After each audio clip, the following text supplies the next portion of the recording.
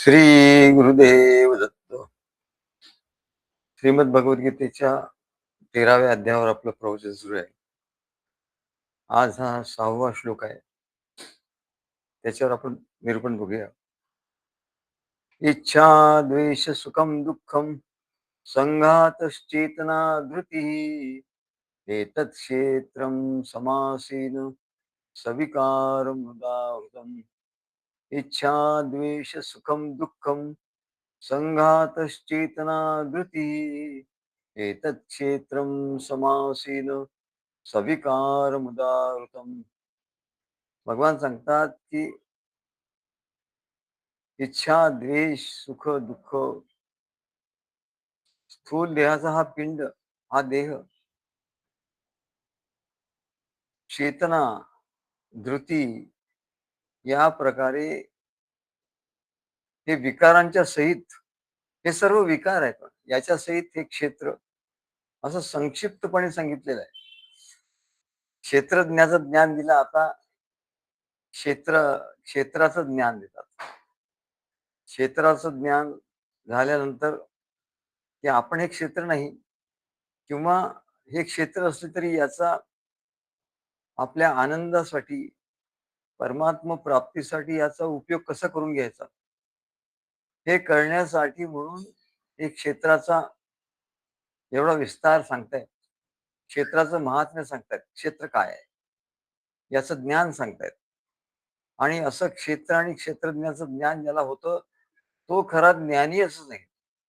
मग ज्याला ज्ञानी व्हायचं आहे, हे ज्याचं लक्ष आहे की मला ज्ञान झालं पाहिजे, मी ज्ञानी झालं पाहिजे, तर त्याला हे क्षेत्र आणि क्षेत्रज्ञाचं जे ज्ञान आहे हे व्यवस्थित चांगल्या प्रकारे कळलं पाहिजे. आणि हे हे जे ज्ञान आहे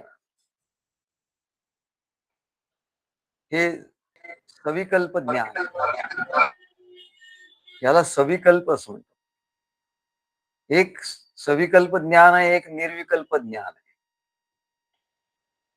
निर्विकल्प ज्ञान म्हणजे तिथे शब्द नाही, तिथे फक्त अनुभवायचं आहे. तिथे त्या ब्रह्मस्वरूपाचा अनुभव, आत्मस्वरूपाचा अनुभव घ्यायचा बस. तिथे शब्द नाही, काही नाही. संसार नाही, संसार तर नाहीच. शब्द नाही, परमार्थ नाही, काय तिथे काहीच नाही. त्याचा नुसता अनुभव घ्यावा, याला निर्विकल्प ज्ञान असं म्हणतात. ज्ञान म्हणजे एकदम शुद्ध जाणीव, स्वतःला जाणणारी जाणीव. कारण जाणण्यासाठी काही वेगळं तिथे राहिलेलंच नाही. वेगळं काही क्षेत्र राहिलेलं नाही, क्षेत्रज्ञ वेगळा राहिलेला नाही. तेव्हा स्वतःला जाणणं, याला निर्विकल्प ज्ञान म्हणतात. आणि सद्गुरूंच्याकडनं जे ज्ञान होतं ते घेऊन त्यांनी जाणून घेणं, क्षेत्र म्हणजे काय, क्षेत्रज्ञ म्हणजे काय, आणि सर्व प्रकारचं ज्ञान जे आहे ते जाणून घेणं, याला सविकल्प ज्ञान असं.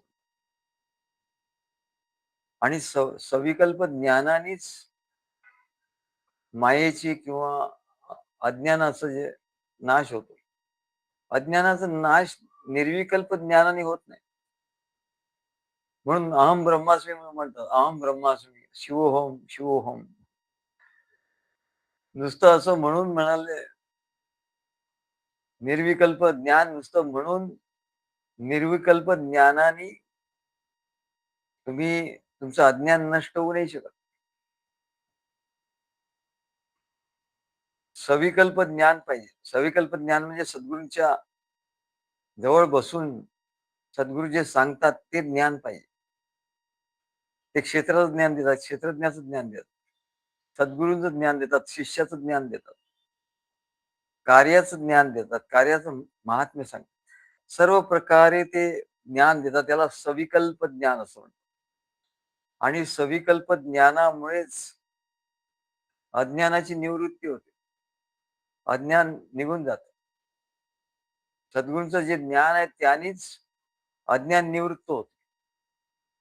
नुसतं शिवोहम म्हटलं, मी ब्रह्मा आहे, अहम ब्रह्मास्मी म्हटलं, तर हे निर्विकल्प ज्ञान आहे. यांनी निर्विकल्प ज्ञानाने अज्ञानाची निवृत्ती होत नाही, अज्ञान हटत नाही. मायेचा नाश होत नाही, अज्ञानाचा नाश होत नाही. म्हणून हेच खरं ज्ञान आहे. सविकल्प ज्ञान हेच खरं ज्ञान आहे. आणि म्हणून हे सविकल्प जे ज्ञान सद्गुरू शिष्याला देतात. असं भगवान अर्जुनाला हे सविकल्प ज्ञान सांगतायत. आणि म्हणून क्षेत्र आणि क्षेत्रज्ञ काय आहे? क्षेत्रज्ञाचं ज्ञान दिलं. आता क्षेत्राचं ज्ञान देतात. क्षेत्राचे काय काय भाग आहेत? तेव्हा ते सांगतात, इच्छा, द्वेष, सुख, दुःख, स्थूल देहाचा हा पिंड, चेतना, त्यात असलेली चेतना आणि धृती म्हणजे धैर्य. अशा प्रकारे हे सर्व विकार आहेत म्हणा. विकारांच्या सहित हे क्षेत्र संक्षिप्तपणे सांगितलेलं आहे भगवंतांनी. इच्छा, द्वेष, सुख, दुःख, स्थूल देहाचा पिंड, चेतना, धृती, हे सर्व विकार आहेत. पण हे विकार कोणासाठी आहे? तर जो साधक आहे त्याला हे कळलं पाहिजे की अरे हे विकार आहेत, हे माझ्या ठिकाणी तर नाही ना. जर हे असतील तर हे मला काढले पाहिजे हे विकार. तर मी शुद्ध होईल आणि मला निर्विकल्प ज्ञानाची प्राप्ती होईल. तेव्हा साधकाच्या दृष्टीने हे आहे. आणि सिद्धांचं हे लक्षण आहे. सिद्धांच्या सिद्धांची लक्षणं आहेत तीच साधकांनी त्याचा आदर्श पुढे ठेवून आपल्या प्रयत्नांनी, तपश्चर्येने सिद्धांची लक्षणं आपल्यात आणण्याचा प्रयत्न केला पाहिजे. याला तपश्चर्या असं म्हणतात. आणि जो अशी तपश्चर्या करतो त्यालाच त्याचा अनुभव येतो. नुसता जो अहम ब्रह्मास्मी म्हणून राहतो त्याला काही याचा अनुभव येत नाही. आणि म्हणून एक एक गोष्ट सांगतात की इच्छा म्हणजे काय? इच्छेला स्पृहा असं म्हणतात. इच्छेचे अनेक भाग आहेत. स्पृहा आहे, आशा आहे, कशाची तरी आशा. काहीतरी मिळेल, काहीतरी मिळेल. स्पृहा म्हणजे काहीतरी मिळवण्याची जी वृत्ती आहे. अरे, मला मिळवायचं आहे, मिळवायचं आहे. याला स्पृहा म्हणतात. त्याच्यासाठी मला प्रयत्न करायचा. आशा म्हणजे मला काहीतरी मिळेल. अमुक-अमुक मिळावं, तमुक-तमुक मिळावं. कामना म्हणजे काहीतरी आपल्या मनात येणाऱ्या कामना ज्या असतात. असं व्हावं, तसं व्हावं. आणि वासना, वासना म्हणजे दृढ कामना दृढ झाली की त्याची वासना.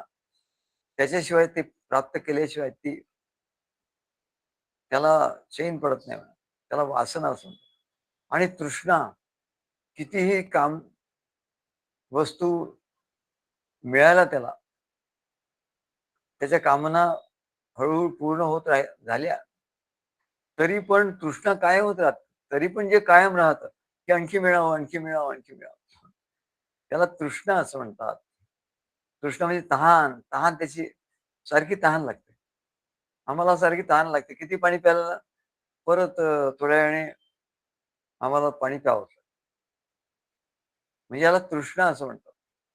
तसं कितीही विषयांचा भोग घेतला, तरी परत-परत ते विषय हवेच असतात. तर ह्या इच्छा, स्पृहा, आशा, कामना, वासना, तृष्णा हे एकापेक्षा एक अशी इच्छेची, तीव्र इच्छेची नावं आहेत ना, ही इच्छेमध्ये समाविष्ट आहेत. आणि भगवान काय सांगतात, की हे विकार आहेत. इच्छा हा विकाराचा पहिला प्रकार. तेव्हा हे इच्छेची नावं आहेत. जो पदार्थ किंवा वस्तू किंवा व्यक्ती याचा आधी विषय म्हणून आपण उपभोग घेतलेला आहे. आपण लाडू खाल्लेला आहे, पेढा खाल्लेला आहे, रसमलाई खाल्लेली आहे. किंवा कुठेतरी फिरायला आपण गेलोय, चांगले-चांगले प्रदेश आपण बघितलेले आहेत. किंवा काही व्यक्ती ज्या आहेत त्या आपण अत्यंत प्रेमाच्या व्यक्ती आहेत. वारंवार त्यांची आपल्याला भेट घ्यावीशी वाटते. काय? हे सर्व विषय आहेत म्हणा. दृष्टीचा विषय, कानाचा विषय, चांगलं संगीत श्रवण करावं. हे सगळे विषय आहेत. आणि ते परत-परत प्राप्त व्हावे. कारण त्याचा आधी अनुभव झालेला असतो. आणि त्याचं सुख त्यांनी घेतलेलं असतं. आणि तेच सुख परत-परत मिळावं म्हणून जे काही त्याला वाटत असतं, त्याला इच्छा असं म्हणतात. आणि इच्छा हा विकार आहे म्हणा. आणि हा क्षेत्राचा भाग आहे. इच्छा म्हणजे या क्षेत्रामध्येच, शरीरामध्येच इच्छा होत असते. तेव्हा आधी उपभोग घेतलेला विषय जो आहे, त्याच्या सुखाचा अनुभव मनुष्याला असतो आणि या अनुभवातून त्याला जी सवय लागते, वारंवार त्याला करावंच वाटतं. काय व्यसन, व्यसनानि सन्ति बहुशः व्यसनद्वयमेव केवलं व्यसनं विद्याभ्यसनं व्यसनं यद्वा हरिपादसेवनं व्यसनं. पुष्कळशी व्यसन आहेत मनुष्याला. दारूचं आहे, काय मांसभक्षण आहे, इतर काही अभक्ष्य भक्षण आहे, गांजा आहेत, तंबाखू आहे, अनेक व्यसन आहेत, जुगार आहे. तेव्हा ही सगळी जी व्यसन आहेत, ही त्याला सुखावं वाटत असतं. त्याच्यातल्या सुखाचा त्यांनी अनुभव घेतलेला असतो आणि या अनुभवातूनच त्याला परत-परत तो अनुभव घ्यावा अशी जी वृत्ती असते त्याला इच्छा असं म्हणतात. त्याची सवय लागते, त्याचं व्यसन लागतं आणि ते विषय पुन्हा प्राप्त करून घेण्याची, पुन्हा-पुन्हा प्राप्त व्हावं असं त्याला आशा, कामना, वासना, तृष्णा आणि अशी आवड, सारखी आवड. कोणाला संगीत ऐकायची आवड, कोणाला हॉटेलिंगची आवड, कोणाला कशाची आवड, कोणाला अनेक प्रदेश बघण्याची आवड, कोणाला निरनिराळी पुस्तकं वाचण्याची आवड. असं आवड पुन्हा-पुन्हा त्याच्या मनात उत्पन्न होत असते. त्याला इच्छा असं म्हणतात. तेव्हा बाह्य इंद्रिय या जगात वावरत असतात. इच्छा म्हणजे काय हो? बाह्य इंद्रिय, डोळ्यांनी काहीतरी बघतो, कानाने काहीतरी ऐकतो. त्याला सुख होतं. हाताने काहीतरी कर्म करतो, खेळतो. काही चांगल्या-चांगल्या वस्तू निर्माण करतो. तेव्हा त्याला परत-परत ते करावंसं वाटतं कारण त्याच्यात त्याला आनंद होतो. त्याच्यात त्याला सुख होतं. तेव्हा बाह्य इंद्रियाचा या जगात विषयाशी संबंध येतो. संगतीमुळे, काही वेळेला कामुक शब्द ऐकल्यामुळे, स्त्रियांचं चित्र बघितल्यामुळे, पिक्चर्स बघितल्यामुळे कामुक वृत्ती उत्पन्न होते आणि म्हणून सांगतात, "अरे, असे कामना उत्पन्न होणाऱ्या गोष्टी आपण बघायच्या नाही." असं त्याला कारण काय, की आधी त्याला त्या सुखाचा अनुभव असतो म्हणून. म्हणून ती लगेच इच्छा उत्पन्न होते आणि इच्छा उत्पन्न झाली की लगेच तो त्याच्या प्रमाणे करायला जातो आणि त्याच्यामुळे मन सारखं बाहेर धावत असतं. मन आत येतच नाही. कल्पनेच्या अनंत वाटा, दाही दिशांना फुटती फाटा, मन नचे येई परत मुळाला, कैसे स्थिरेल ईश चरणाला. ईश चरण कुठे आहे? आपल्या हृदयातच आहे. तिथे ते आत येत नाही म्हणाल. ते सारखं बाहेरच धावतं. मन सारखं बाहेर धावतं. जे सेवन करू नये ते सेवन करतं आणि जिच्या आवडीमुळे आता मनामुळे काय होतं, की बुद्धीलाही खेचून येतो मन. बरं बुद्धीलाही काही विषय नसतो. बुद्धीच्या ठिकाणी जर काही विषय असले, तर बुद्धी म्हणेल, "नाही, नाही, आता मला वेळ नाही. आता मी सद्गुरूंचं पुस्तक वाचते, सद्गुरूंचा ग्रंथ वाचते, सद्गुरूंचं मी जप करते. आता मी नाही येऊ शकत." असं ती मनाला सांगते. तर मन काही वेळाने तिच्याकडे येईल. ते सुखाची साधनं सोडून त्या बुद्धीकडे येईल आणि तिला विचारेल, की "बाबा काय करतेस?" पण मन, ते इंद्रिय मनाला खेचून घेऊन जातात आणि मन त्या बुद्धीला खेचून घेऊन जातं. आवडी असते. विषयांची आवडी होते आणि त्याच्यामुळे बुद्धी वेडी होते. मगाशी आम्ही हा विषय बोलत होतो. आमच्या संगीता शिंदे यांच्याशी बोलत होतो. त्यांनी प्रश्न विचारला. त्या म्हणल्या, "आता मला ना सद्गुरू, मी मानस पूजा करते आणि मला एवढा आनंद होतो, डोळ्यातून माझे अश्रू येतात. बस त्या ह्याच्यामध्ये मी रमते," म्हणले. "माझं मन एवढं रमतं, एवढं रमतं." तेव्हा बुद्धीच्या ठिकाणी निश्चय झालाय, की मला पूजा करायची आहे आणि त्याच्यामुळे मनही तिथे येतं. आता कोठे धावे मन, तुझे चरण देखिली या. तर म्हणले, "सद्गुरू कसं आहे?" म्हटलं, "बरोबर आहे, अगदी तसंच पाहिजे." म्हणले, "या मनाला बाहेर जायची उसंत द्यायचीच नाही आपण. काय मनाला सांगायचं, मग मनाला म्हणले आपण हे करून ठेवायचं का? बांधून म्हटलं बांधून नाही ठेवायचं मनाला. मनाला सांगायचं you are free. O mind, you are free to go anywhere. You are free to go anywhere. त्याला त्याला बांधून ठेवायला लागलं की ते काय ऐकायचं नाही. ते विरुद्ध काहीतरी कर. त्याला सांगायचं, "oh mind you can go anywhere." काय? But within the sphere of Sadguru. सद्गुरूंच्या अवती-भोवती जो राहायचं, कुठेही जा. You can go anywhere. पण सद्गुरूंचं जिथे नामसंकीर्तन होतं, सद्गुरूंचे ग्रंथ जिथे आहेत, सद्गुरूंचं ज्ञान जिथे प्रगट होत आहे, भक्त मंडळी जे सद्गुरूंचं भक्ती करतायत, मग सद्गुरूंचं कार्य जिथे प्रगट होत आहे, त्या कार्याच्या अनुषंगाने अनेक गोष्टी जिथे प्रगट होत आहेत, त्या तिथे म्हणा तू तिथे जा म्हणले. You are free. तुला तुझ्यावर काही बंधनं नाही आमची. तू फ्रीली जा. पण कुठे जा?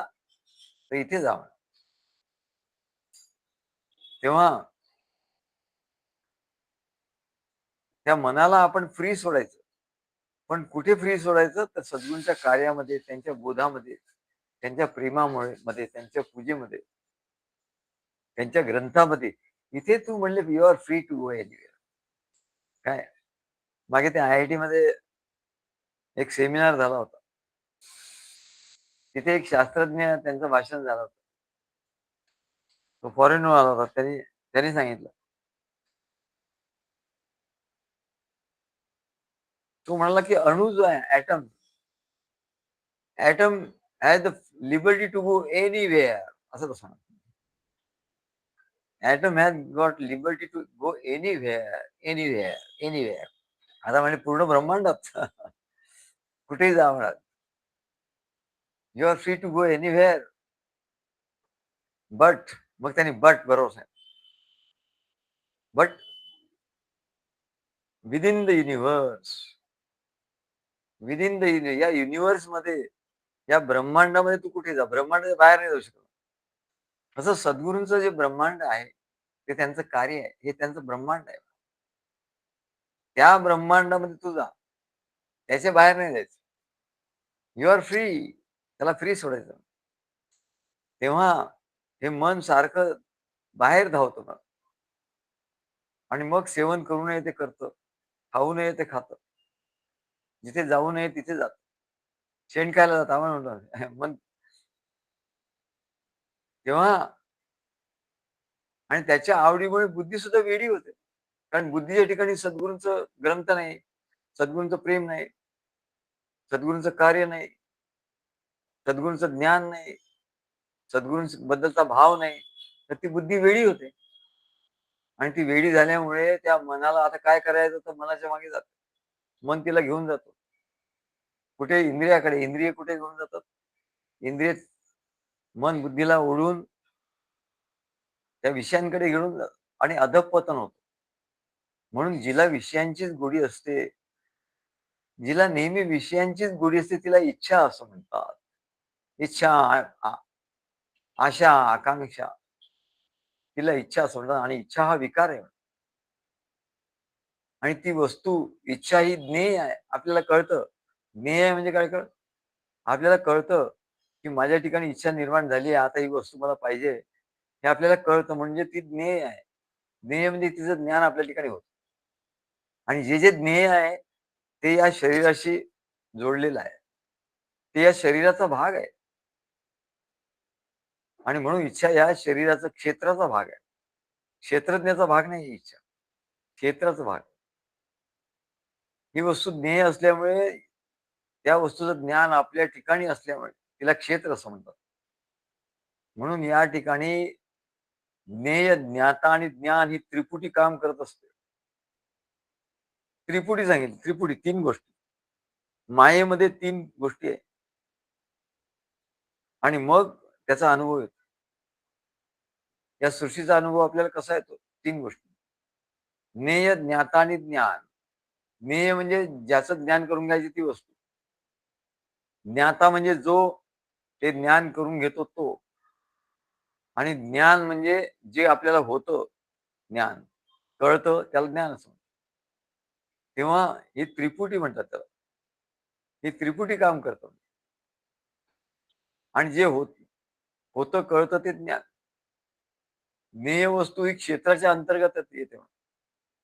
आणि म्हणून ज्ञेय वस्तू ही क्षेत्राच्या म्हणजे या शरीराच्या अंतर्गत येते. आणि या त्रिपुटीची अशी गंमत आहे, की यातली एक गोष्ट जरी नष्ट झाली, तरी संपूर्ण त्रिपुटीच नाश पावते. याचा एक चांगला भाग आहे. या त्रिपुटीमध्ये जर ज्ञेय वस्तू नष्ट झाली, तर ज्ञाता आणि ज्ञान आपोआप गायब होतं. ज्ञान नष्ट झालं, तर ज्ञेय वस्तू आणि ज्ञाता गायब होतात. आणि आणि ज्ञाता गायब झाला, तर ज्ञेय वस्तू आणि ज्ञान ही दोन्ही गायब. अशी या त्रिपुटीची गंमत आहे. आणि म्हणून इथे इच्छा हा मनाच्या ठिकाणचा विकार सांगितला. आणि म्हणून मन मलिन किंवा विकारयुक्त. मन मलिन का होतो? विकारयुक्त का होतो? तर त्याच्या ठिकाणी इच्छा आहे म्हणून. म्हणून मग संसारातल्या कुठल्याही वस्तू, व्यक्ती, पदार्थ याबद्दल इच्छाच झाली नाही पाहिजे. इच्छाच नष्ट झाली पाहिजे. त्या मनुष्याला निरीच्छ असं म्हणतात. आता तो निरीच्छ झाला. मला अमुकच व्यक्ती पाहिजे, अमुक व्यक्ती नको, असं त्याची इच्छा काही नाही. कोणी आला तरी ठीक आहे. येता तरी सुखे या, जाता तरी सुखे जा. आम्हा मुळी न हेवा, या झोपडीत माझ्या. तुकडोजी महाराज सांगतात. ही आमची झोपडी आहे म्हणा. हा देह म्हणजे आमची झोपडी आहे. इथे या तुम्ही. येता तरी सुखे या, जाता तरी सुखे जा. आम्हा मुळी न हेवा, या झोपडीत माझ्या. कोणी या कोणी जा. आओ जाओ घर तुम्हाला. काय? चलते फिरते नजर आओ. आमचे वडील म्हणायचे, चलते फिरते नजर आओ. तसं म्हणले, ही व्यक्ती येते जाते, ती व्यक्ती येते जाते. आपल्याला काही फरक पडत नाही म्हणा. कोणाचा द्वेष नाही, नाही कुणाचा हेवा. कोणाचा हेवा नाही, कोणाचा द्वेष नाही, कोणाचा मत्सर नाही, कोणाबद्दल आसक्ती नाही. त्याला निरीच्छ असं म्हणतात. हे काही इच्छा नाहीत. म्हणजे मनुष्य निरीच्छ झाला तर तो निष्काम झाला. आणि जो निष्काम झाला त्याला काय म्हणतात? अरे निष्काम म्हणजे किती मोठी गोष्ट आहे. निष्काम तोची आत्मा राम. जो मनुष्य निष्काम होतो ना, तो आत्माराम होतो. त्याच्या ठिकाणी आत्माराम प्रगट होतो. म्हणून बघा किती किती म्हटलं तर सोपी गोष्ट आहे, म्हटलं तरी किती कठीण गोष्ट. इच्छाच जर नसेल,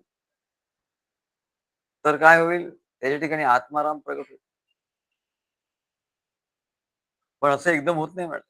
इच्छा इच्छा निघून गेली आता. आता माझ्या ठिकाणी काही इच्छा नाही. मग आत्माराम झाला का तो? नाही, असं नाही होणार. इच्छा नसणं म्हणजे व्हॅक्यूम आहे तिथे. शून्य आहे. म्हणून बौद्धांच्या ठिकाणी शून्यवाद. शून्यवाद. कारण तिथे ईश्वर नाही, ते ईश्वर मानत नाही. मग ईश्वर नाही तर काय मग? आणि इकडे इच्छा तर नाहीये. इच्छा गेली आणि ईश्वर आला नाही तिथे. म्हणजे त्याला शून्य म्हणतात. म्हणजे त्याला आकाश असं म्हणतात. म्हणजे तो शून्यवाद आहे. त्याचा काही उपयोग नाही ना. वाईट तर गेलं, इच्छा तर नाश पावली. परंतु व्हॅक्यूम जाते तिथे काहीच नाही. शून्यवाद. तेव्हा नागार्जुनाचा शून्यवाद. बौद्ध विद्वान नागार्जुन त्यांनी शून्यवाद सांगितलं. पण आपलं सनातन धर्म, आपले ऋषीमुनी केवढे श्रेष्ठ होते.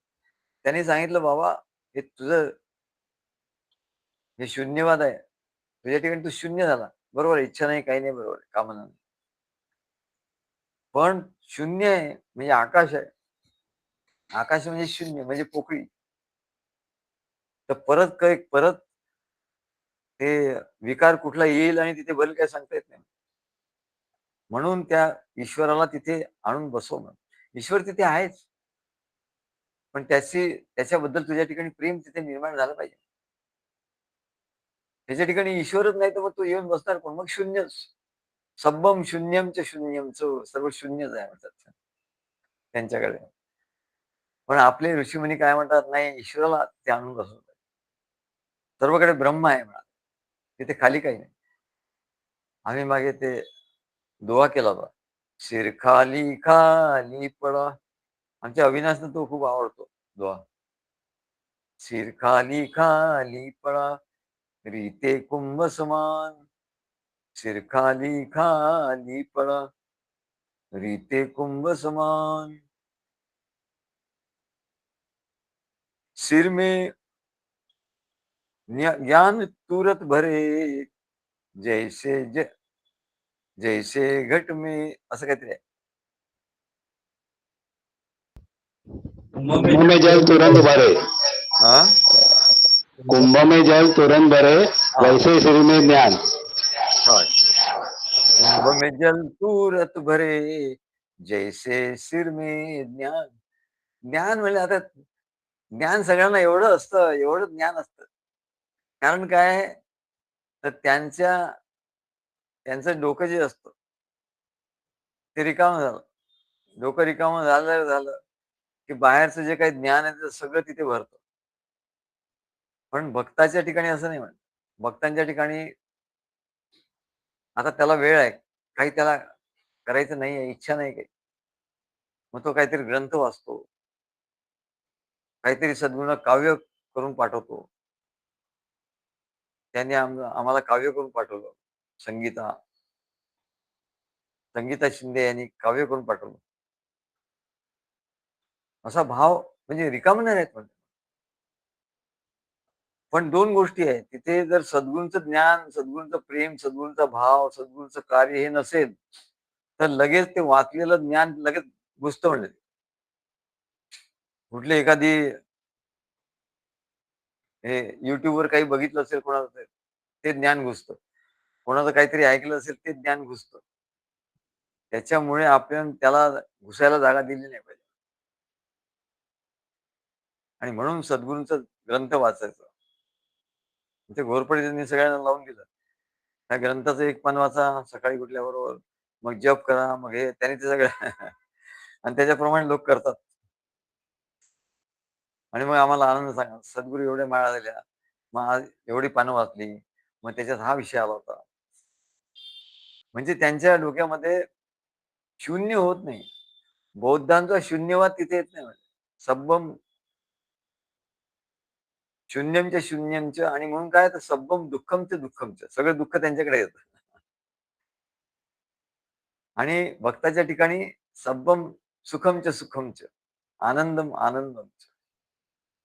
तेव्हा मनुष्य निरीच्छ झाला तर निष्काम झाला, आणि निष्कामतोची आत्माराम. आणि मग आत्माराम तिथे येऊन बसतो, कारण सद्गुरूंनी त्याला आत्मारामाचं ज्ञान दिलंय.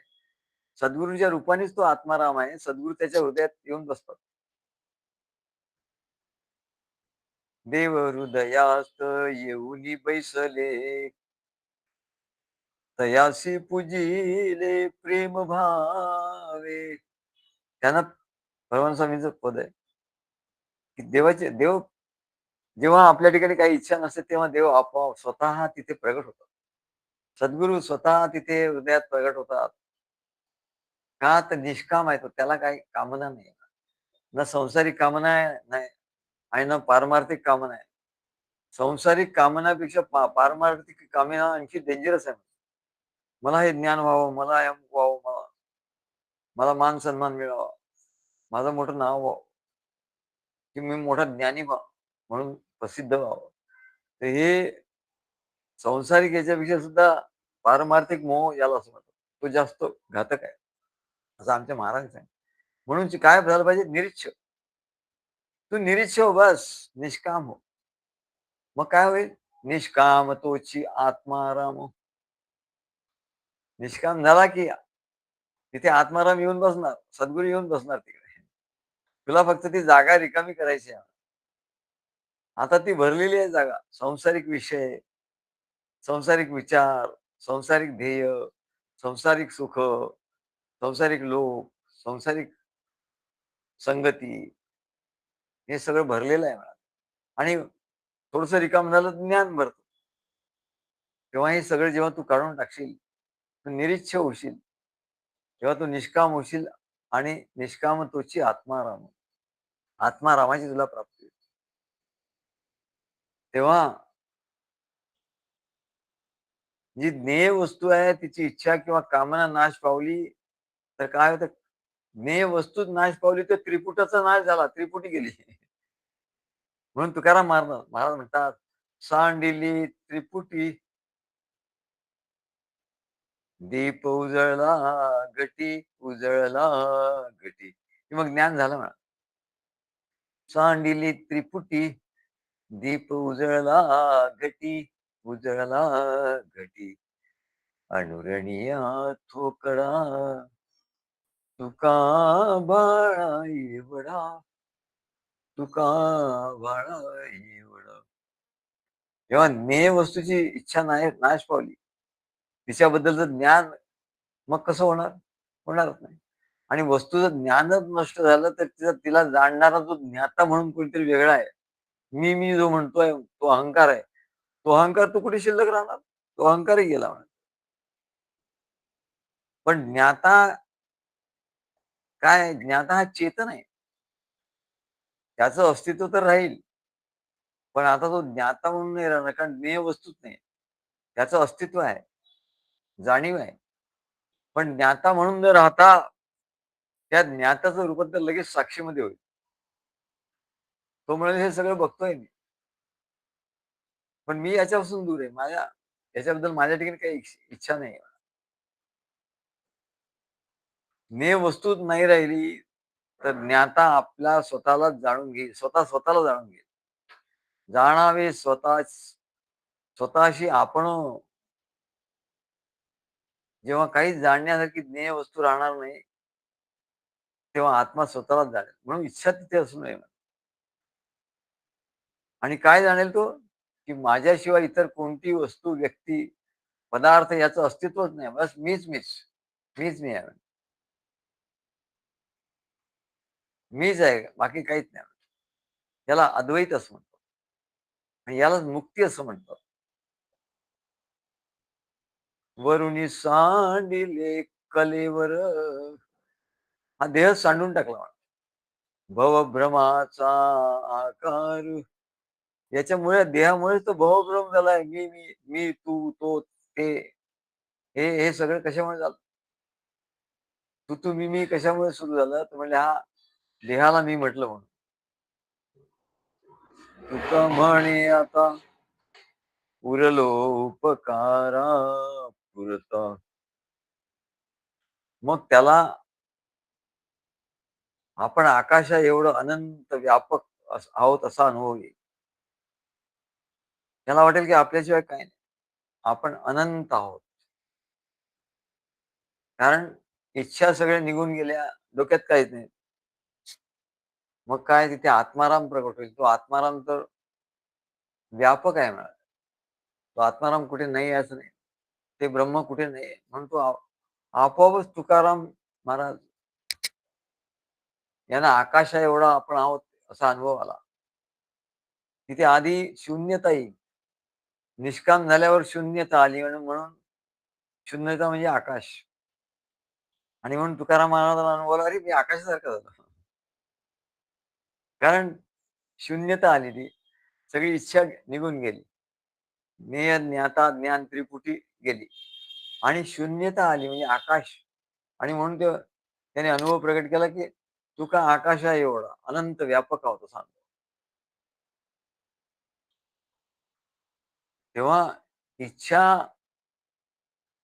जर नसेल, इच्छा मनातून काढून टाकली किंवा इच्छा मनातून काढून टाकता येत नाही. म्हणून इच्छा सद्गुरूंच्या कार्यामध्ये आपल्याला काय करायचं याचं इच्छा, याच्या कल्पना भरपूर कर. मनाला सांगायचं you are free to do. काय कुठली इच्छा कर म्हणा, पण कुठली सद्गुरूंच्या कार्यात मला काय करायचं. त्यांच्या संगीता शिंदे त्यामुळे सद्गुरू पालखी आणू का? हा म्हणलं पालखी आणा. आज त्यांनी पालखी बघायला गेल्या होत्या. म्हणजे पालखी बघायला गेली होती. वा वा. त्याच्यावर काय कोरीव काम आम्हाला ते फोटो पाठवले.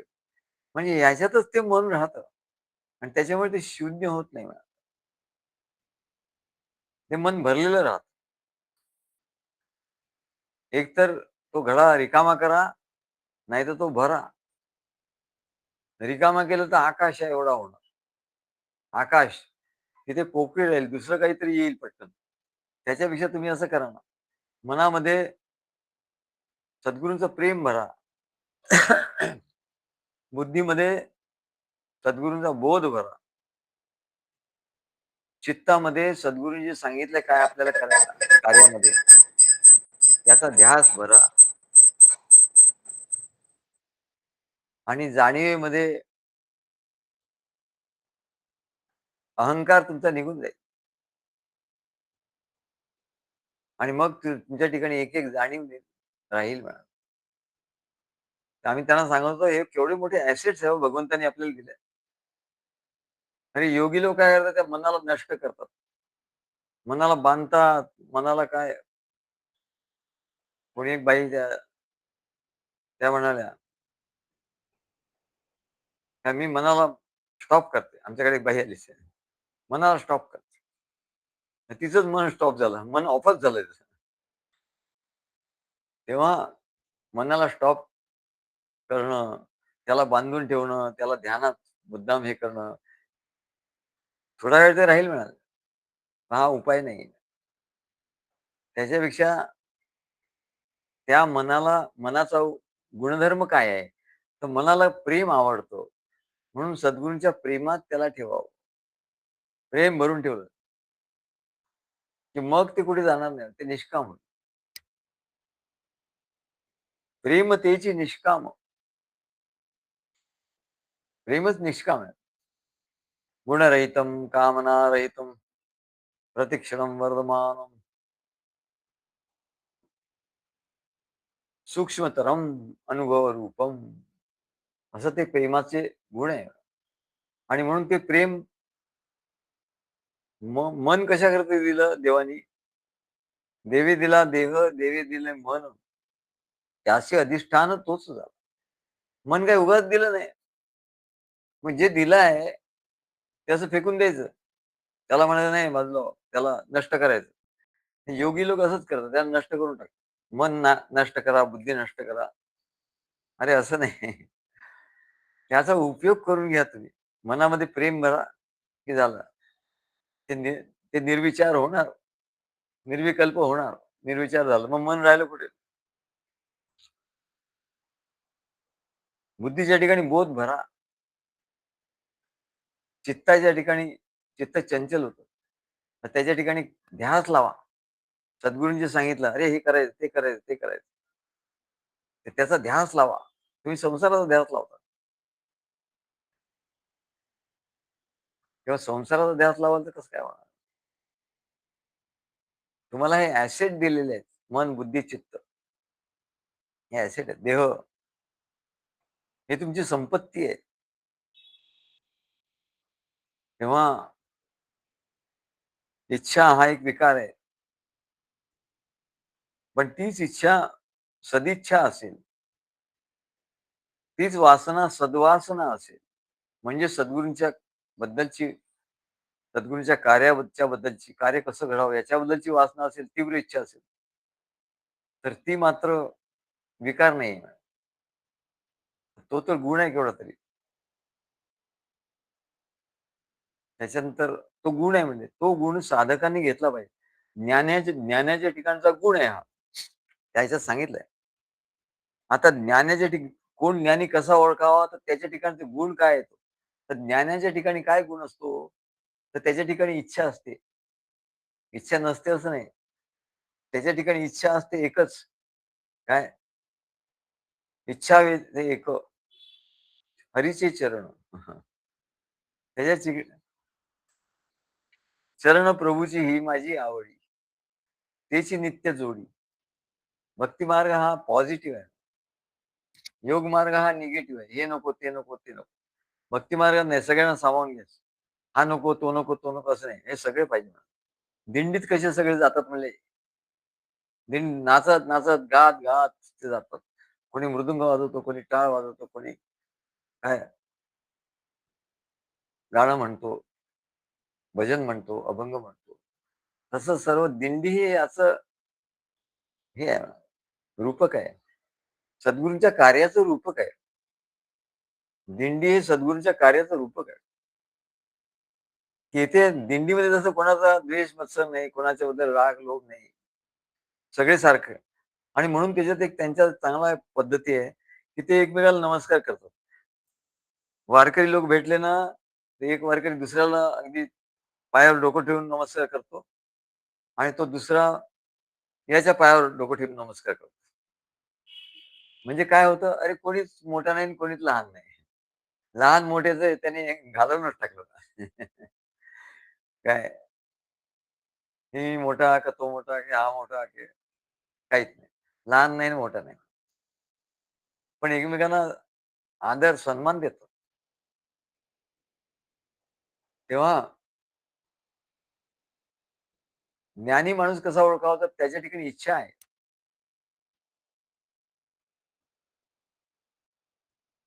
त्याच्या ठिकाणी इच्छा आहे, पण कशाची इच्छा? की त्या मी परब्रह्मस्वरूप त्याचा अनुभव घ्यावा ही इच्छा आहे. त्या ब्रह्मस्वरूपाच्या ठिकाणी त्याची आवड आहे. त्याची आवड त्याच्या ते सोडतच नाही. तो त्याच्या ठिकाणी एवढी जबरदस्त इच्छा आहे, त्याला वासना म्हणा. एवढी जबरदस्त वासना आहे, की ते त्या परब्रह्म त्याला सोडत नाही. सद्गुरूंना तो सोडतच नाही. जे गुरु महाराज, गुरु जय जय परब्रह्म सद्गुरू. त्याला तो सोडणारच नाही. अशी जबरदस्त वासना त्याच्या ठिकाणी. हे ज्ञानी असल्याचं लक्षण झालं आणि अज्ञानी असल्याचं लक्षण काय? की त्याला कंटाळा येतो. सद्गुरूंचं कार्य काय पुष्कळ झालं, आता कुठे काय करायचं?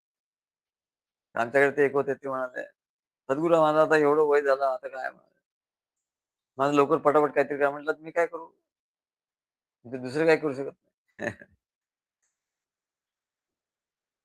तर असं ज्याला कंटाळा येतो म्हणून महाराज आमचे म्हणायचे, "कुणी भागुनी परतची गेले." भागुनी थकले, भागले या कार्यामध्ये एवढं त्यांना थकवा आला, भागले ते आणि परत गेले. जुने गेले, नवे आले. जुने गेले, नवे आले. राहिले ते धन्यची ठरले. पण जे राहिले ना पहिल्यापासून शेवटपर्यंत ते धन्य ठरले म्हणाले. धन्य कोण होतो? येतो जातो तो धन्य नाही होत.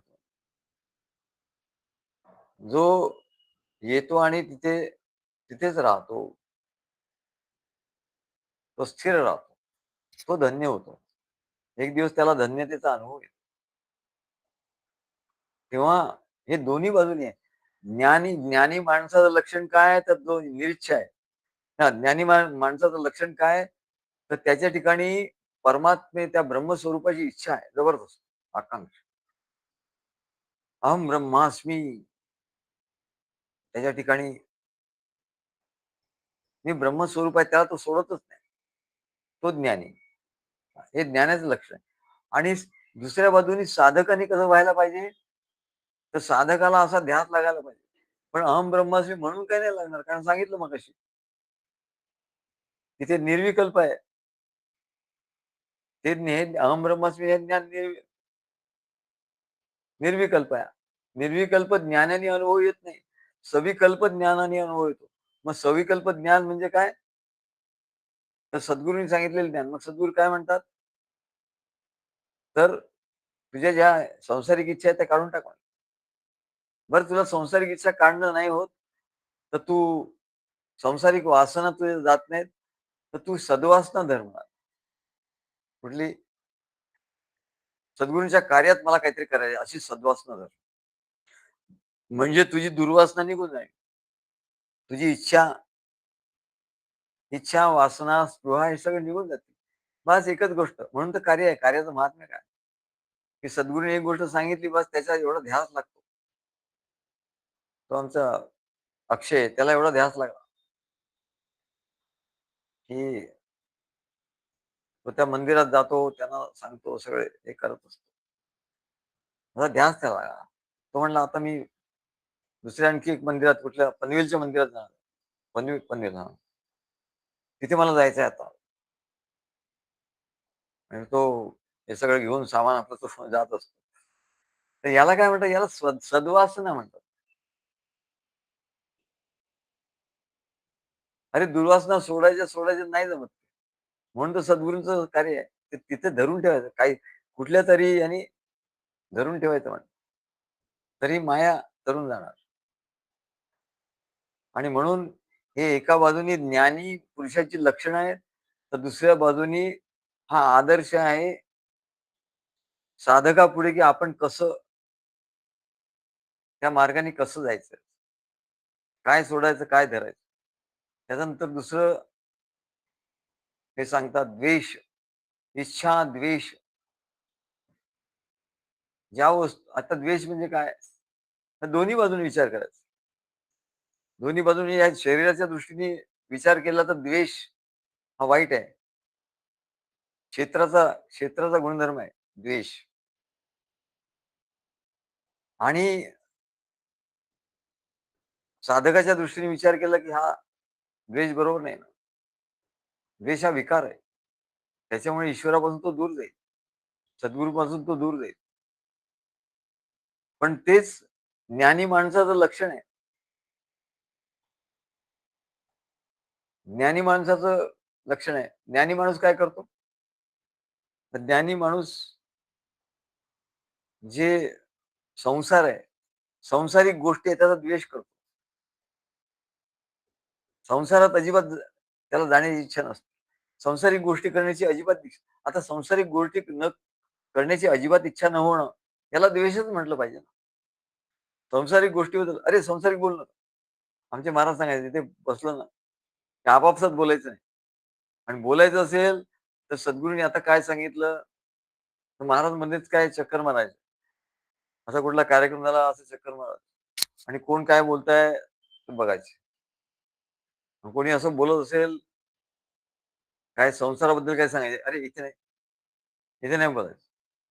आणि कोणी सद्गुरूंनी काय सांगितलंय, काय बोलत असेल तर महाराजांना आनंद व्हायचा. वाह! वाह!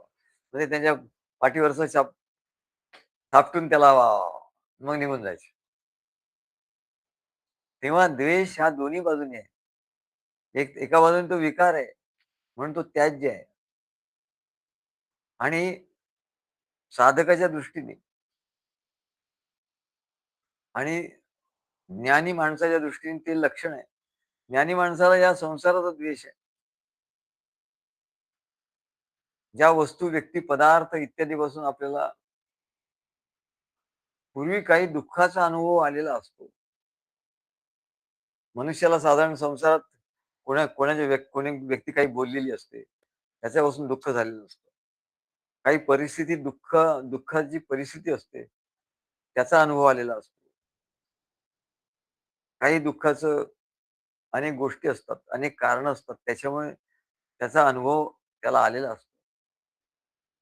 तेव्हा त्या गोष्टी समोर आल्या की त्याला द्वेष वाटतो. ती व्यक्ती समोर आली की त्या व्यक्तीला तो सहन नाही करू शकत.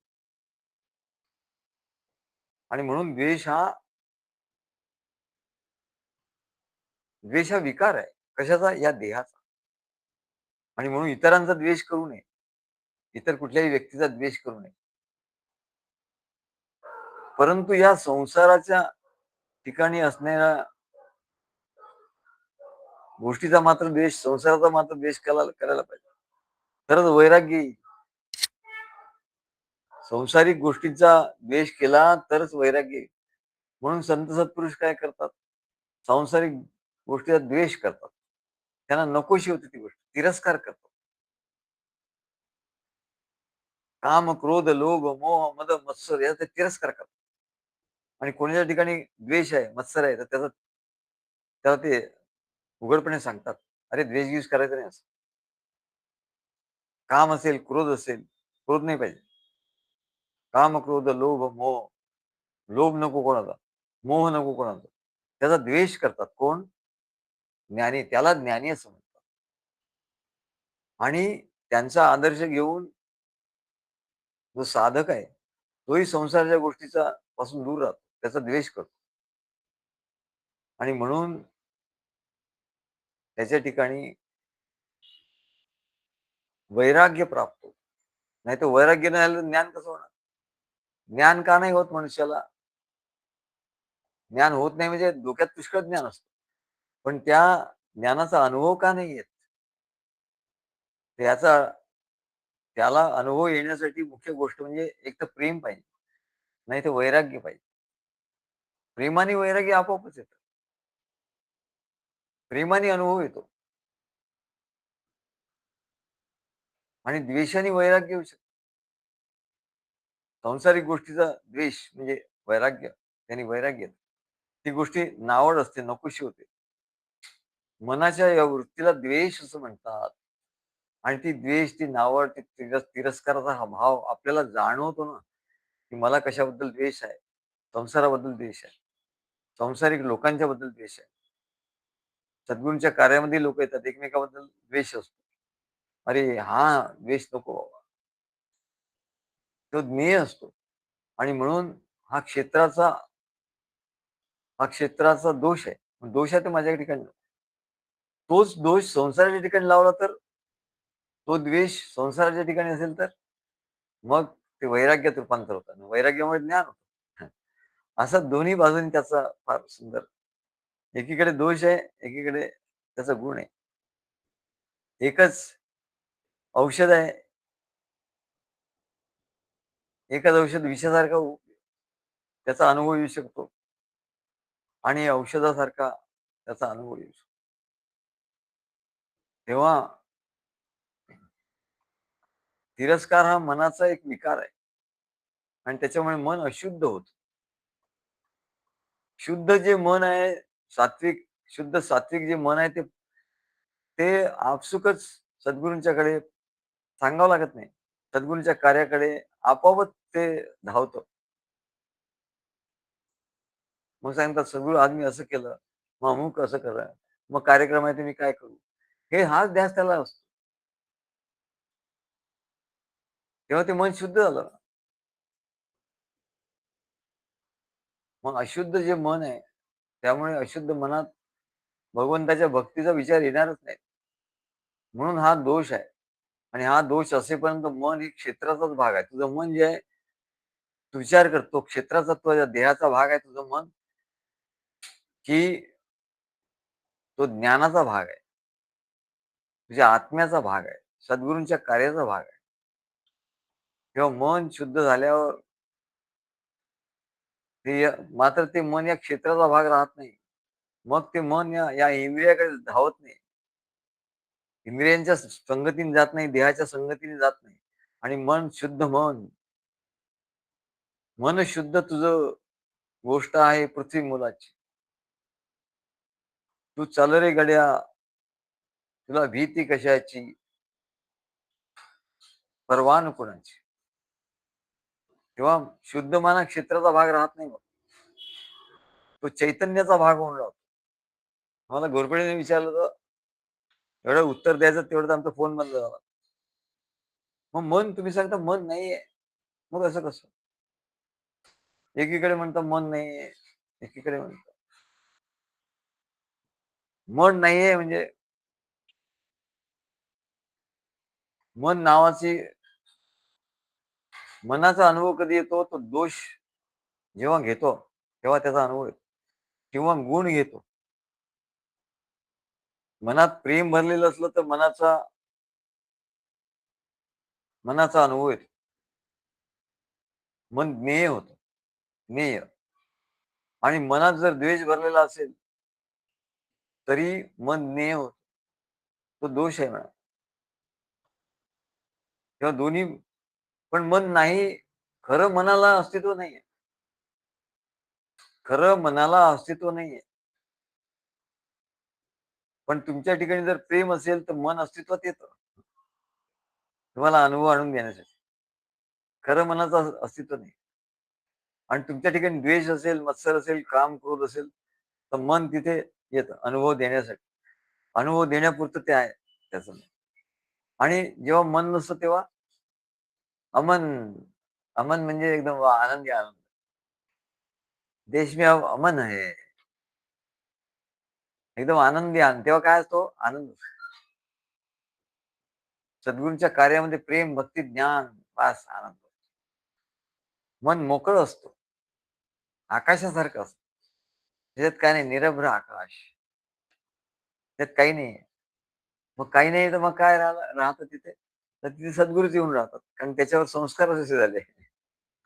तिथे आत्माच काय निष्कामतोची आत्माराम. ते सहज होतं. त्याच्यामुळे जर म्हणायचं झालं तर मन नावाची अशी काही वेगळी आयडेंटिटी नाहीच आहे. मन अस्तित्वात येतं कधी? तर तुमच्या ठिकाणी प्रेम असेल, तर प्रेम ठेवायला जागा पाहिजे ना. मन हे आकाशासारखं आहे. आकाश म्हणजे काय हो? आकाशाला स्पर्श करता येत नाही. आकाश कशाने भिजत नाही. आकाश कशाने जळत नाही. पाऊस पडला तरी ते भिजत नाही. ढग ढग आले तरी त्याला काही होत नाही. असं जे आहे ते मन. मग ते शुद्ध असेल तर ते आत्माच. मन म्हणजे आत्मा. परत एक सांगितलं. दत्तगुरु काय म्हणतात, "अरे मन आणि आत्म्यात काही फरक नाही." पहा एक-एक लावून देतात ते. म्हणजे अगं मन आणि आत्मा. मनाचं अस्तित्वच नाही. खरं मनाचं अस्तित्वच नाही. अस्तित्व नाही म्हणलं तर बरं झालं. ब्यात गेली म्हणलं आता काय. काय विचार करायची गरज नाही. आणि आमचे घोरपडे एकदम सुखी झाले. जाऊ दे म्हणे मनाला आता. सद्गुरू तुम्ही मन सांगितलं नाही आहे म्हणून मला तेव्हा एवढं छान आराम वाटतो. एवढं म्हणले मला छान वाटतंय. नाही मन गिन नाही काय नाही. मग कशाला करायचं? म्हणजे यम, नियम, आसन, प्राणायाम, प्रत्याहार, धारणा, ध्यान, समाधी हे गेलं म्हणले सगळं. मनच नाही तर काय? वाह! वाह! त्यांना छान वाटलं. मग कुठला विषय निघाला तर ते म्हणले, "तुम्ही त्या दिवशी सांगितलं होतं, मन नाही." मन नाही अशी अवस्था म्हणजे निरीच्छ. तुम्हाला मन नाही अशी अवस्था आणायची ना, काही इच्छा ठेवू नका. मला काही काही नकोय. हां. काहीच इच्छा नाही माझ्या ठिकाणी आता काहीच इच्छा नाही. तर मनाचं अस्तित्व राहणारच नाही. तुम्हाला मन अनुभवायला येणारच नाही. पोकळी अनुभवायला येईल. सब्बम शून्यम च शून्यम च. तुम्ही बुद्ध झाला, बुद्ध. बुद्धाचा अनुभव तुम्हाला आला. काय? इच्छा काढून टाका, कामना काढून टाका बस. पण ते कठीण आहे. कुठली गोष्ट काढणंही कठीण. त्याच्यामुळे मग मन हे ॲसेट आहे आपल्याला दिलाय परमेश्वराने. भक्ती मार्ग काय म्हणतो?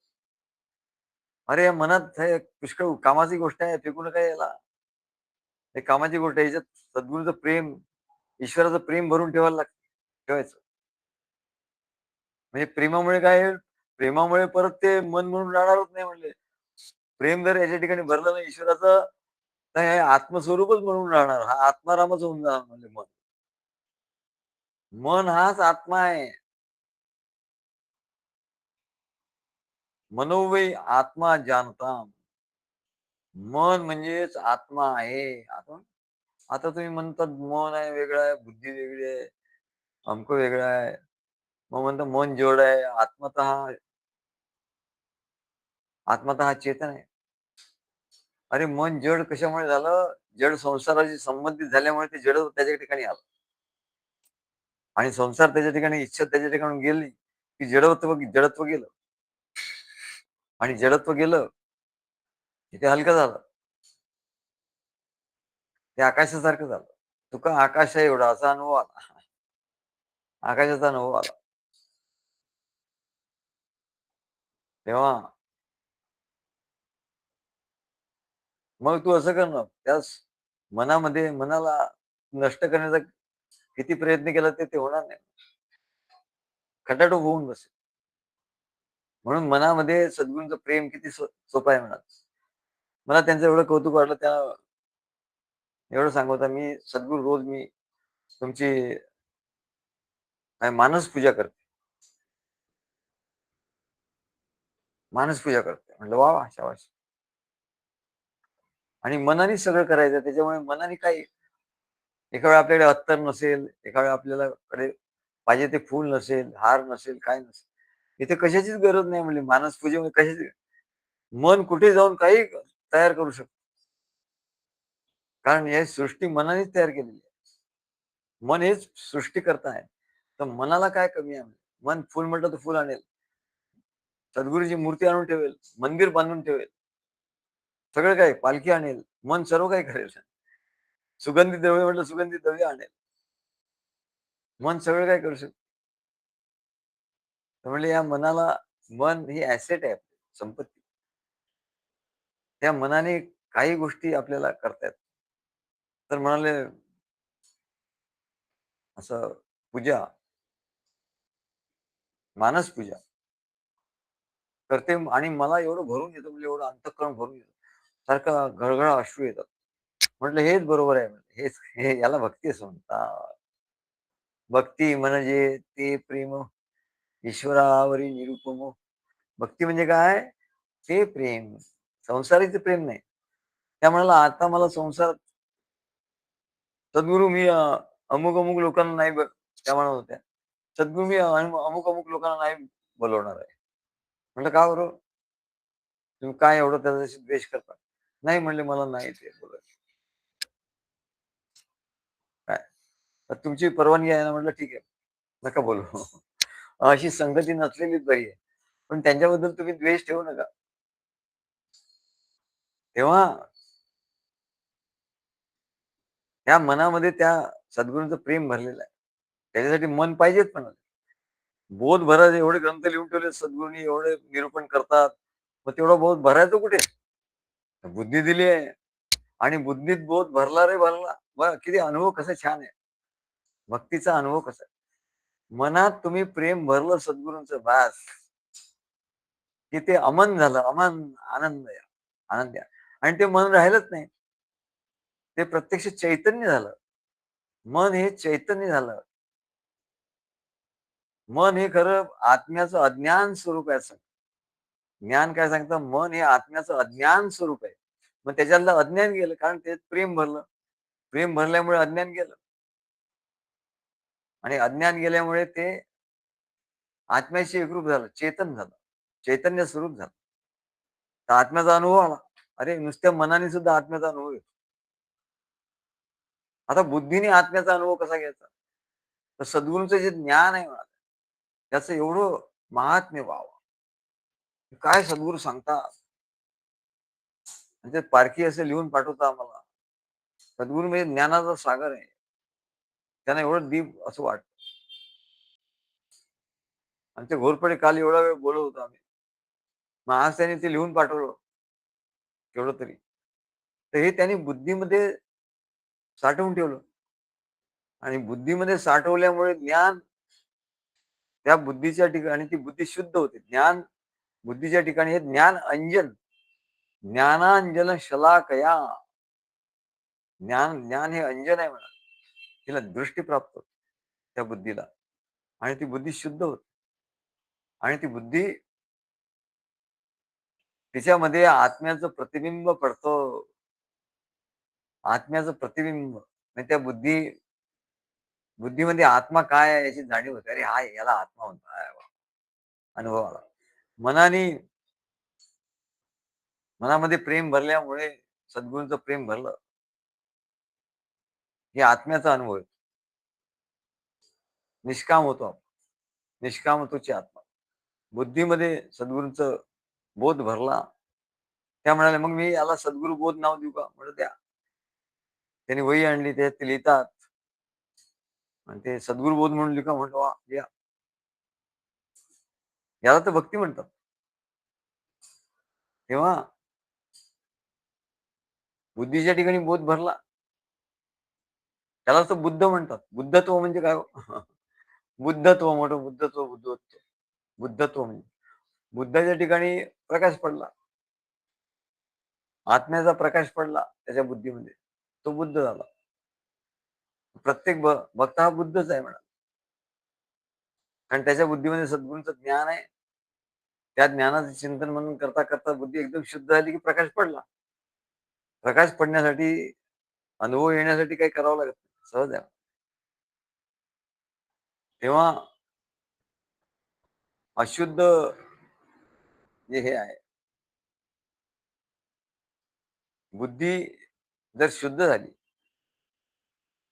तर बुद्धी त्या क्षेत्राचा भाग न राहता त्या चैतन्याचाच भाग होऊन राहील. मन त्या चैतन्याचाच भाग होऊन राहील. आणि चेतन आत्म्यामध्ये ते सहज विरून जाईल.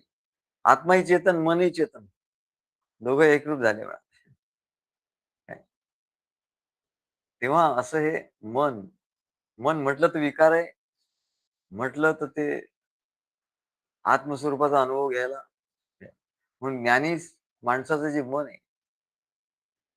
ते मन हे अमन अमन आहे. त्याला मन पाहिजे ज्ञानाला. कारण मन नसेल तर प्रेम तू कुठे ठेवणार? प्रेम नसेल तर ज्ञान त्याला कसं होणार? म्हणून मन आणि बुद्धी याची त्याला आवश्यकता आहे. त्याच्यानंतर भगवान सांगतात की सुख-दुःख, सुख आणि दुःख हे विकार आहेत म्हणजे या आणि त्याला क्षेत्र असं म्हणतात. हे या क्षेत्राचे विकार आहेत, सुख आणि दुःख. तेव्हा सुख जे प्राप्त झालं असतं आपल्याला अनुकूलतेचा अनुभव. वा वा! आता सगळं आबादी-आबाद आहे. सगळं आपल्याला जे पाहिजे ते सगळं मिळतायत. त्याच्यामुळे एकदम अनुकूलता आहे. हा अनुकूलतेचा जो अनुभव येतो, बरं वाटतं, सात्विकतेचा अनुभव येतो, प्रसन्नता वाटते, समाधान, शांती लाभते, पॉझिटिव्ह व्हाइब्स येतात, पॉझिटिव्ह एनर्जी येते, ऊर्जा जाणवते, वारा जाणवतो. या सगळ्याला काय म्हणतात? सुख असं म्हणतात. याला सगळ्याला सुख असं म्हणतात. तेव्हा संत सत्पुरुष जे ज्ञानी आहेत त्यांचं लक्षण काय हो? ते एकदम सुखामध्ये असतात. काय? एकदम ते सुखी असतात. पण त्यांचं सुख बाह्य गोष्टीवर अवलंबून नसतं. त्यांना सुख का वाटतं? जाता पंढरीसी सुख वाटे जीवा, जाता पंढरीसी सुख वाटे जीवा. काय पांडुरंग तिथे सोयरा तिथे. पाहिन सोयरा पांडुरंग, जाता पंढरीसी सुख वाटे जीवा. याला खरं सुख म्हणतात. अरे तू म्हणतो मला हा पदार्थ, गाडी मिळाली तर सुख आहे, फ्लॅट मिळाला तर सुख आहे, दागिने मिळाले तर सुख आहे, साड्या मिळाल्या तर सुख आहे, कपडे मिळाले तर सुख आहे. सुख देणारा व्यक्ती, अनुकूल व्यक्ती मिळाल्या तर सुख आहे. अरे ते सुख म्हणजे ते सुख या संसारातलं आहे बाबा. आणि ते विनाशी आहे. अल्पकाळ राहणार आहे ते. ते अल्पकाळ राहणार आहे. किंवा साधकाच्या दृष्टीने त्यांनी वैराग्य येण्यासाठी संसारातले सुख नको घेऊ तू. काय तू कुठलं सुख तुला घेतलं पाहिजे? ते ज्ञानी माणसाचं जे लक्षण आहे. जाता पंढरीसी सुख वाटे जीवा. सद्गुरूंच्याकडे चाललो. वाह! वाह! काय सुख आहे. लोकं इथे 5-5, 6-6 तास बसतात हो. मला एवढं आश्चर्य वाटतं. आमचं ऐकत असतो. मग ऐकल्यानंतर एकदम तेव्हा एवढं बरं वाटतं. आम्हालाही मोठं आश्चर्य वाटतं. आणि आम्ही 6-6 तास बोलतो. आम्हाला काहीच होत नाही. चांगलं आम्ही फ्रेश होतो. त्याला खरंच सुख असं म्हणतात. आणि खोटं सुख म्हणजे संसार. क्षणभंगुर सुख संसाराचे, अक्षय सुख ते गुरुचरणाचे. आम्हीच करून ठेवलंय ते. क्षणभंग ते सुख आहे, हे सुख आहे. तुला कुठलं सुख पाहिजे घ्यायचंय? क्षणभंगुर सुख संसाराचे, अक्षय सुख ते हरिचरणाचे, गुरुचरणाचे. त्या चरणास शरण तू जाई, त्या चरणास शरण तू जाई. भज मन चरण कमल सुखदाई, भज मन चरण कमल सुखदाई. बघा सुखाचे 2 प्रकार आहेत. एक सुख लॉंग टर्म, एक सुख शॉर्ट टर्म. तुला शॉर्ट टर्म सुख पाहिजे की लॉंग लॉंग टर्म सुख पाहिजे? There is no term. काय बस तुला सुखच सुख, सुखच सुख, सुखच सुख मिळेल. ब्रह्मानंदम परम सुखदम. ब्रह्मानंद परम सुख काय आहे? की ब्रह्मानंद जे आहे तेच परम सुख आहे. तुझ्या ठिकाणी तो ब्रह्माचा आनंद होतो ना. आता ब्रह्मानंदम परम सुखदम, मग ब्रह्मानंद कुठे मिळेल? परम सुख कसं मिळेल? तर ब्रह्मानंद. ब्रह्मानंदम परमसुखदम केवलम ज्ञानमूर्ती, केवळ ज्ञानाची मूर्ती. द्वंद्वातीतम त्रिगुणरहितम. द्वंद्वातीत, द्वंद्व त्यांच्या ठिकाणी अजिबात नाही. हा तो माझा, हा तो असा, हा तसा, ते द्वंद्व नष्ट झालं. त्याच्या ठिकाणचं द्वंद्वच नष्ट झालं. त्रिगुणरहितम सद्गुरुम तन्नमामी. सगळं सद्गुरूच्या ठिकाणीच आहे म्हणले ते. काय आणि म्हणून त्या सद्गुरूचे चरण धरून राहायचं बस. बाकी काही काही लक्ष इकडे तिकडे लक्ष ठेवायचंच नाही. इकडे तिकडे लक्ष गेलं की झालं. सद्गुरूंचं चरण दूर धरून राहायचं. तर मग सुख-दुःख होणार नाही म्हणाला. या संसारातलं सुख-दुःख आपल्याला अनुभवायला येणार. जे प्राप्त झालं असतं, अनुकूलतेचा अनुभव येतो, बरं वाटतं, सात्विकतेचा अनुभव येतो, प्रसन्नता वाटते, समाधान, शांती वाटते. अगदी पॉझिटिव्ह लोकांना पॉझिटिव्ह व्हाइब, ऊर्जा जाणवते. त्याला सुख असं म्हणतात. परंतु हे सुख, ही अनुकूलता जर सांसारिक विषयाच्या संबंधाने येत असेल ना, वाह! संसारात खूप चांगलं सुख आहे आता. वाह! वाह! अरे गेला तो. नाही असू दे, सुखात राहा, सांसारिक सुखही पाहिजे. आणि त्यासाठी आम्ही सांगतो, "अरे यज्ञ करा म्हणजे तुम्हाला सांसारिक सुख मिळेल." काय? त्याच्यात मन असं घालण्याची गरज नाही होणार. ते आपोआपच येत राहील. मनाला तिथे जाऊन, विषयात जाऊन एवढे खटपट करण्याची गरज नाही. सर्व देवता त्या प्रसन्न होतील, तुला सुख आणून देतील. तर सांसारिक विषयाच्या दृष्टीने जर तो सुख असेल, तर तो दोष आहे किंवा विकार आहे आणि हा विकार आहे म्हणजे तो ज्ञेय आहे आणि तो क्षेत्राचाच भाग आहे, देहाचा भाग आहे आणि तो जड आहे, जड आहे. परंतु हे सुख जर सद्गुरूंच्या प्रेम, भक्ती, ज्ञान आणि कार्यातील सेवा याच्यामुळे लोकांना सेवा वाह! वाह! त्याच्यामुळे खूप सुख वाटतं त्यांना. ते सुखावतात. याच्यामुळे जर प्राप्त झाले असेल, तर तो आनंदाचा भाग होऊन जाईल. वाह! त्याच्यासारखा आनंद नाही. आणि मग भगवंताच्या सच्चिदानंद स्वरूपाचा अनुभव येईल. आता सुख म्हणजे तरी काय? सुख म्हणजे काय होतं? सुख आपल्याला मिळतं म्हणजे काय होतं? तर म्हणाले त्यावेळेला आपल्याला जेव्हा वाटतं, की या गोष्टीत सुख आहे, या वस्तूत सुख आहे, या व्यक्तीत सुख आहे. त्यावेळेला त्या व्यक्तीत, त्या वस्तूत सुख नसतं. ते जर असतं तर नेहमीच ती व्यक्ती आपल्याला आवडली असती. नेहमीच ती वस्तू आपल्याला आवडली असती. Law of diminishing marginal utility हा तिथे इकॉनॉमिक्सचा नियम लागू झाला नसता.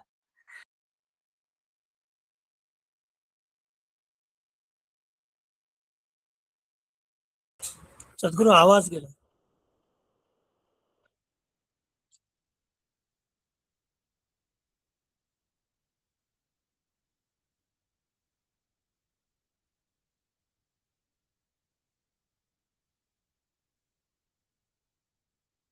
एखाद्या वस्तूची सारखं उपभोग घेत राहिलं तर त्याची उपयोगिता कमी-कमी होत जाते किंवा त्यातून मिळणारं सुख कमी-कमी होत जातं. तेव्हा हे नाशिवंत आहे. आपल्या सगळी जी शास्त्र आहेत ती ती आपल्या अध्यात्मातूनच निघाली आहेत. आपण म्हणतो ना हे सुख विषय सुख हे नाशिवंत आहे. ते पण म्हणतात. इकॉनॉमिक्समध्ये हा सिद्धांत केवळ तरी मोठा काय? Marshall's law of diminishing marginal utility. काय मोठं. अरे आमच्या इथे तर आधीच सांगून ठेवलंय. संसारातलं सुख हे नष्ट होणार आहे, कमी-कमी होत जाणार आहे. पण त्याला मोठा अर्थशास्त्रज्ञ झाला. बापरे! त्यांनी सांगितलं. तेव्हा विषयात पण आपलं शास्त्र त्याच्याही पुढे आहे. तो कारण सांगत नाही. असं का होतं? आणि सुख का होते याचं कारण तो सांगत नाही. त्याला तेवढं माहितीच नाही. त्याचं ज्ञान तेवढंच लिमिटेड आहे. पण त्याच्या पलीकडचं काय ज्ञान आहे ते आपल्या ह्याच्यात सांगतात. सद्गुरू सांगतात. आपल्या ग्रंथामध्ये लिहिलंय काय? तर सुख होतं म्हणजे एकाग्रता, मनाची एकाग्रता होते. आणि मन त्यावेळेला मनाचं अमन होतं. मनाचं अस्तित्व नाहीसं होतं. जेव्हा मनाचं अस्तित्व नाहीसं होतं, तेव्हा सुख होतं. आणि जोपर्यंत मनाचं अस्तित्व आहे, तोपर्यंत सुख नाही होणार.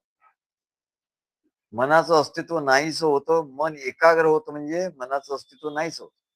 आणि म्हणून मनाचं अस्तित्व नाहीसं झाल्याबरोबर आपण कनेक्ट होतो कुठे?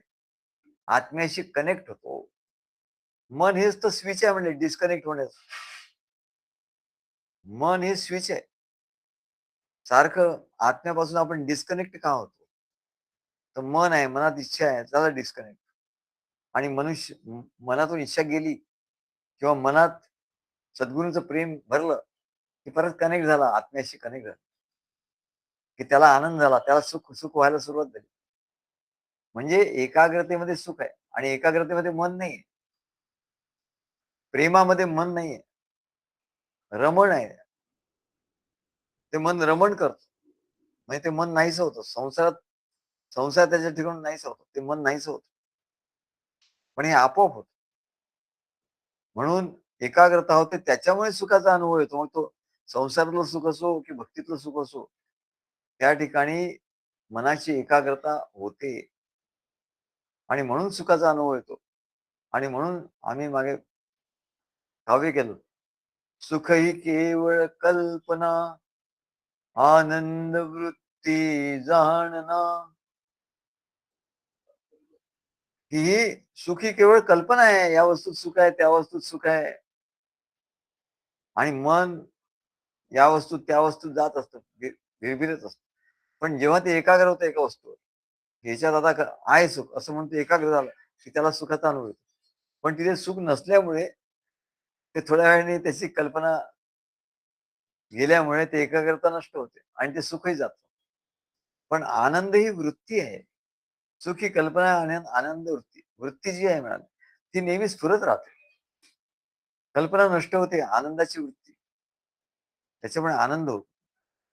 आणि म्हणून याज्ञवल्क्य ऋषी त्यांची प्रिय भार्या तिला सांगतात, की आत्म्याचा अनुभव कसा आहे? आत्मानुभव म्हणजे काय? आणि त्याच्यामुळे आनंद का होतो?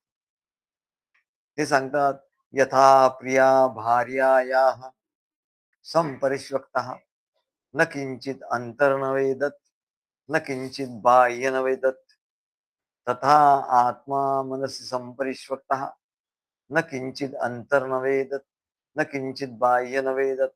असं याज्ञवल्क्य ऋषी आपल्या पत्नीला सांगतात, मैत्रिणीला सांगतात.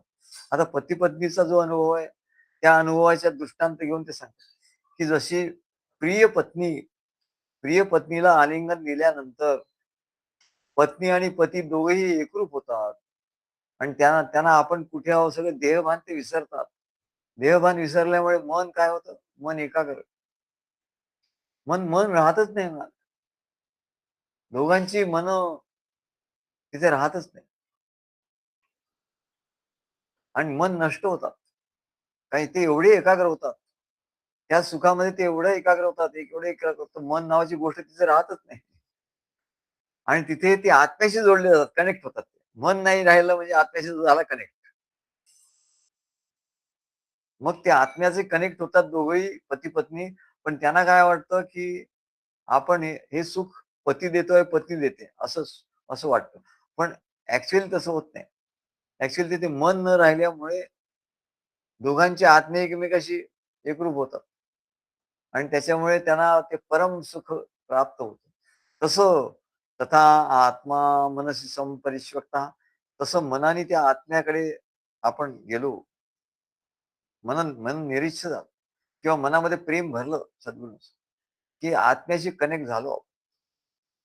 न किंचित अंतर न वेदत, न किंचित बाह्य न वेद. मग आत काय चाललंय, संसारात काय चाललंय, बाहेर काय चाललंय त्याचं त्याला भानच राहत नाही. त्याचं त्याला भानच नाही. असं याज्ञवल्क्य ऋषी सांगतात. त्याला आत्मैक्य किंवा ब्रह्मरूपता असं म्हणतात. मन ब्रह्माच्या ठिकाणी एकाकार झालं असताना जे सुख प्राप्त होतं, त्याचा हा अनुभव सांगतात. तेव्हा सुख सांगितलं. सुख म्हणजे काय ते सांगितलं. आता दुःख म्हणजे काय ते सांगतात.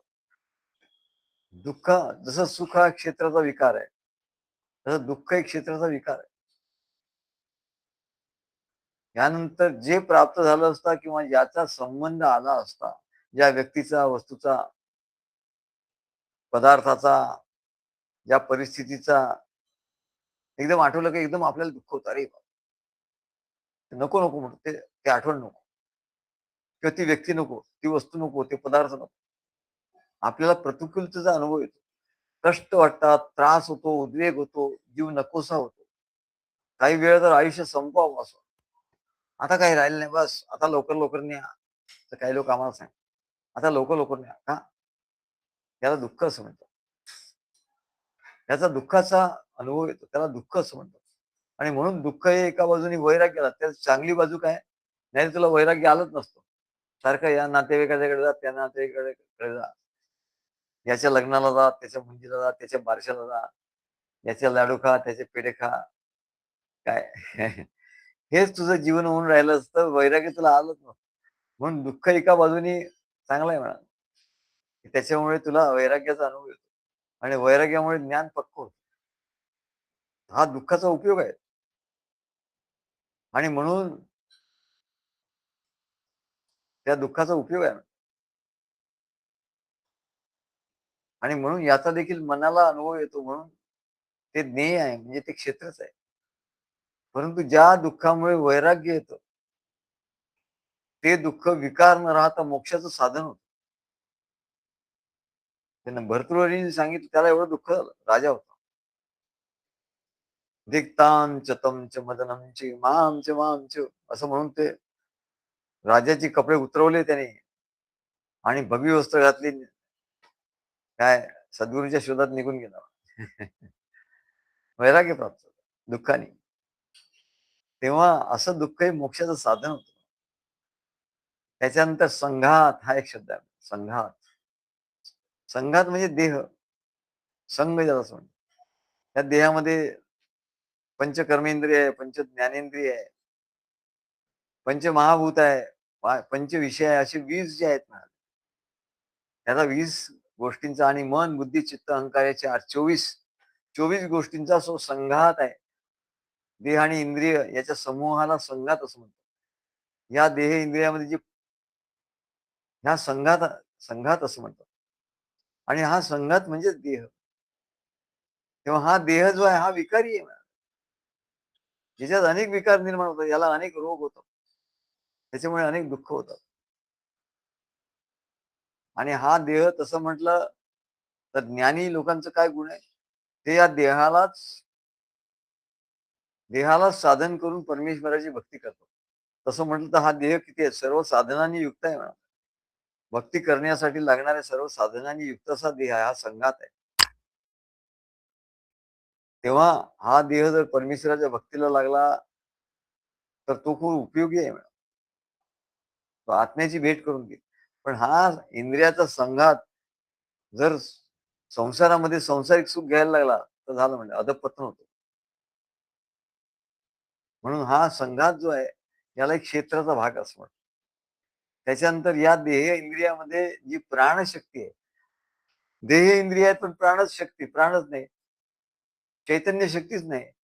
तर या देह इंद्रियांना कार्य करण्यासाठी जी ऊर्जा लागते ती प्रदान करणारी जी शक्ती आहे, चैतन्य शक्ती, ती चैतन्य शक्ती सुद्धा खरं म्हणजे चैतन्य शक्ती आत्म्याची शक्ती आहे. परंतु ते देहामध्ये खर्च होते, संसारामध्ये ती खर्च होते आणि त्याच्यामुळे ती ती जड या जड देहाचा एक भाग होते. ती ज्ञेय वस्तू होते आणि म्हणून ते क्षेत्र, तिला एक क्षेत्र असं म्हणतात. क्षेत्राचा भाग होतो. तेव्हा ही जी चैतन्य शक्ती असते ही पायाच्या नखापासून डोक्याच्या केसापर्यंत भरून राहिलेली असते. हा जो प्राण आहे ना, पंचप्राण, हे सर्व प्राण या देहामध्ये पूर्ण व्यान जो आहे, व्यान या देहामध्ये भरून आहे पूर्ण. पायाच्या नखापासून डोक्याच्या केसापर्यंत तो भरून राहिलेला आहे. आणि या शरीराला तो कार्यान्वित करत असतो. आणि म्हणून त्याला चेतना शक्तीची दोन प्रकारे कार्य करते शरीरात. एक म्हणजे क्रियाशक्ती, प्राणाच्या रूपाने क्रियाशक्ती प्रकट होते.